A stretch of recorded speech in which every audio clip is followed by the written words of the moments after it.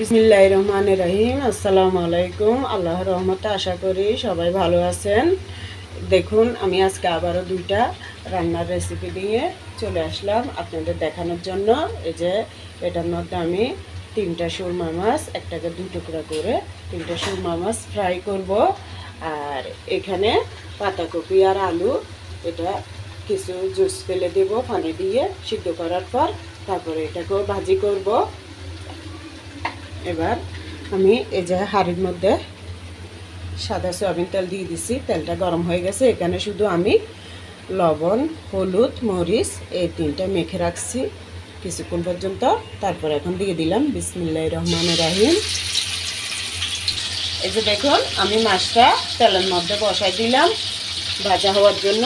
আর এখানে আমি একটু হলুদ দিয়ে দেবো সামান্য পরিমাণে, বেশি দেবো না, কারণ এটা একটু সিদ্ধ করে পানি ফেলে দেবো।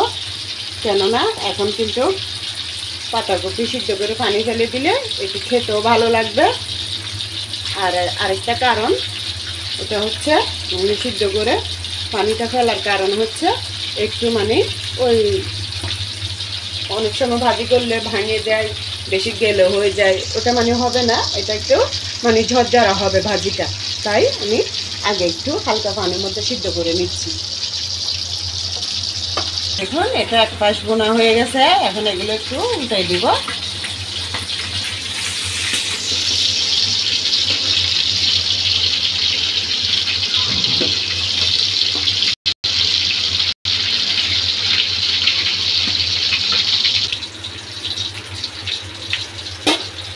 দেখুন, পাতাকপিটা সিদ্ধ হয়ে গেছে। একটু হালকা সিদ্ধের পরে এটা একটু এখানে পানিটা ফেলে দেব।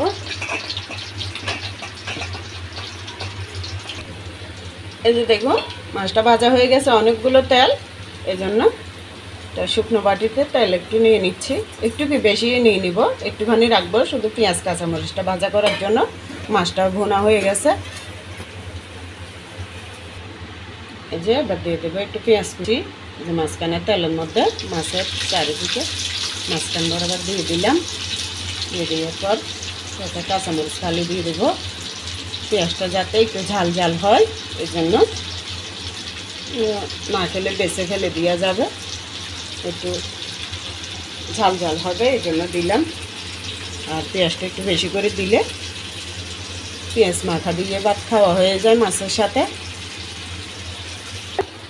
পাতাকপি ভাজার জন্য এবার দিয়ে দেব পেঁয়াজ কুচি, দিয়ে দিলাম বিসমিল্লাহির রহমানির রহিম। কিছু কাঁচামরিচও দিয়ে দেবো সাথে। এখন অল্প করে কাঁচামরিচ দিলাম, নামানোর আগে আবার একটু দেব। 4 চামচে 1 চামচ আন্দাজ অনুযায়ী দিলাম রসুন বাটা। এখানে এবার একটু হালকা একটু ভাজা ভাজা করে নিই এটা পেঁয়াজ আর রসুন কাঁচামরিচ একসাথে। আর এটা এদিক দিয়ে এটা একটু ভাজা ভাজা হয়ে গেছে। আমি মাছের সাথে এটা উল্টে পাল্টাই দিব। মাছটা মিশিয়ে দিব। আর এই যে দেখুন, পেঁয়াজটা ভাজা ভাজা হয়ে গেছে হালকার উপরে। এভাবে আমি আস্তে জালে, একদম আস্তে জালে কিছুক্ষণ 3-4 মিনিট বসায় রাখবো। এটাতে দিয়ে দেবো একটু ধনিয়া পাতা কুচি। এটা 2-3 মিনিট পর নামাই ফেলবো। একদম আস্তে জালে বসায় রাখবো যাতে এটার গ্যারান্টা ইয়েটা মাছের মধ্যে যায়। এই যে আদা রসুন পেঁয়াজ ভাজা হওয়ার পরে একটু একটু সামান্য ভাজা করে নিয়েছি, বেশি না। এবার জিরা বাটাটা দিয়ে দিব। জিরা বাটা 4 চামচ, আধা চামচ হবে। এবার আর একটু সামান্য করে হলুদের গুঁড়ি দিয়ে দেব। প্রথমে একবার দিয়েছি, তাই এখন আর একটু দিয়ে দিলাম। এখন পাতাকপি আর আলু একটা দিচ্ছি সাথে, এই আন্দাজ অনুযায়ী দিলাম লবণ। মশলাগুলো একটু ভুনা ভুনা হওয়ার পরে এবার পাতাকপিগুলো দিয়ে দেবো। এখানে সাথে একটা আলুও আছে।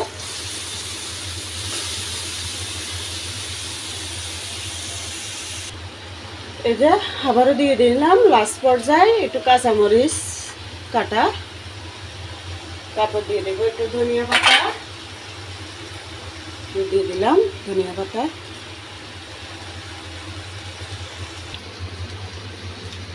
এই যে দেখুন মাছ ভুনাটা হয়ে গেছে। এরপর পাতাকপি আর একটা পাতাকপি ছোট দেখে, আর সাথে একটা শুধু আলু দিছি বড় দেখে, এইভাবে ভাজিটা করলাম আমি।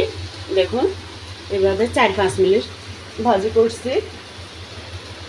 পেঁয়াজ আর রসুনের মধ্যে একটু হালকা জিরা দিয়ে 5-6 মিনিট হবে ভেজে নিলাম। কেমন হয়েছে জানাইয়েন। আমি জানি না আমার এই রান্নাগুলো আপনাদের থেকে কেমন লাগে।